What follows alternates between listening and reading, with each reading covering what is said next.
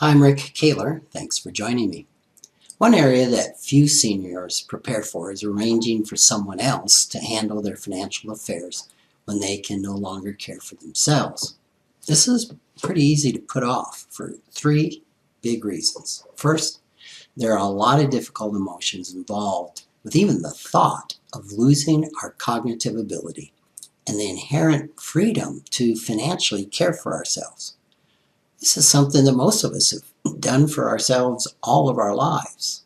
And it's just got to be incredibly hard to imagine not being able to do that. Second, for many of us, the loss of cognitive ability is slow, almost unrecognizable. There really isn't an urgency that suggests we need to do anything soon. And often, by the time that we do realize we need help, it's really too late for us to arrange for it or to be very proactive. We're into a reactive mode.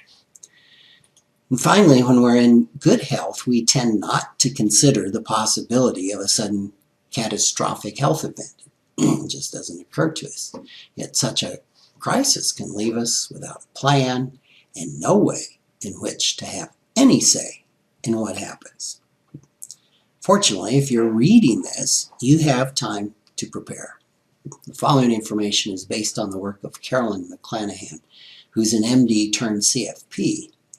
And it was in a presentation given to the National Association of Personal Financial Advisors, also known as NAPFA, in May of 2016. She suggests that the major questions to answer are these. Number one, who will be in charge?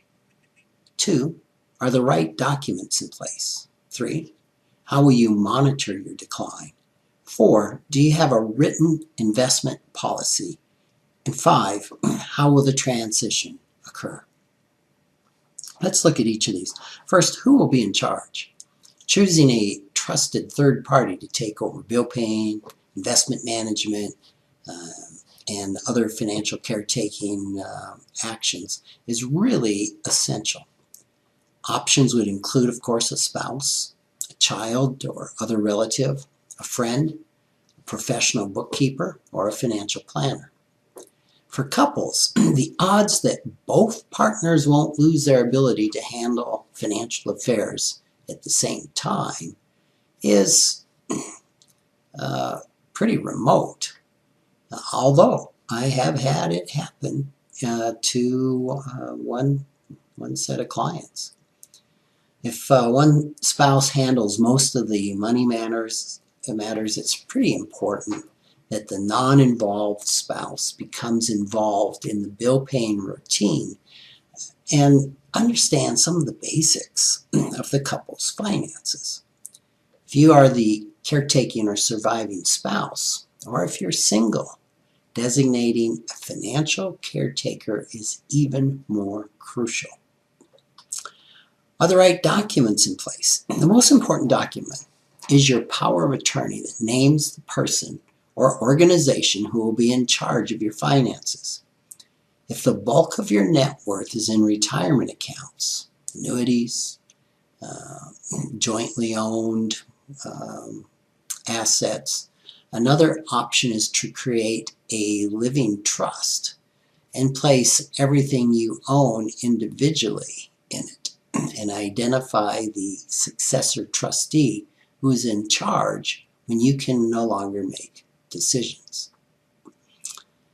How will you monitor your decline? It's important to have some written agreement in place, even if for no one but yourself. That lists the triggering events which will indicate to you the time has come to transfer the control to someone else.